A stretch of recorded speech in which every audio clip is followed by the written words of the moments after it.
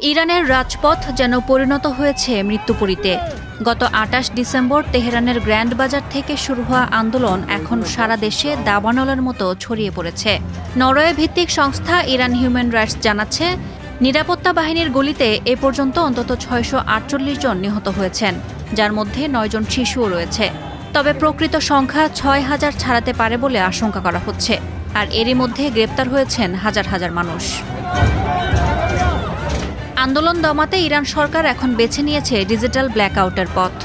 টানা ১০০ ঘণ্টারও বেশি সময় ধরে দেশটিতে ইন্টারনেট পরিষেবা বিচ্ছিন্ন রয়েছে। ফলে ভেতরের প্রকৃত চিত্র বাইরে আসা কঠিন হয়ে পড়েছে। কিন্তু মর্গের সামনে লাশের স্তূপ আর আহতদের আহাজারি বলে দিচ্ছে পরিস্থিতি কতটা ভয়াবহ।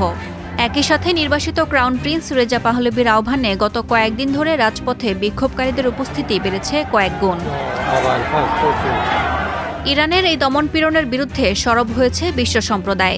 ফ্রান্সের প্রেসিডেন্ট এমানুয়েল মাখো এবং ব্রিটিশ পররাষ্ট্রমন্ত্রী ইয়েভেত্তে কোপার এই রক্তক্ষয়ী অভিযানের তীব্র নিন্দা জানিয়েছেন।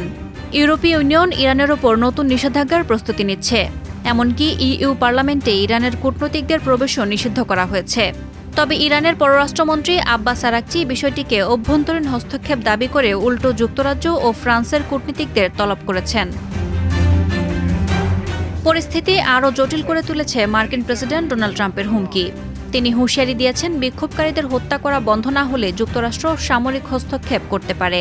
এদিকে ইরানের অভিযোগ, এই দাঙ্গায় উস্কানি দিচ্ছে যুক্তরাষ্ট্র ও ইসরায়েল। সাদিয়া ইয়াসমিন, প্রথম আলো।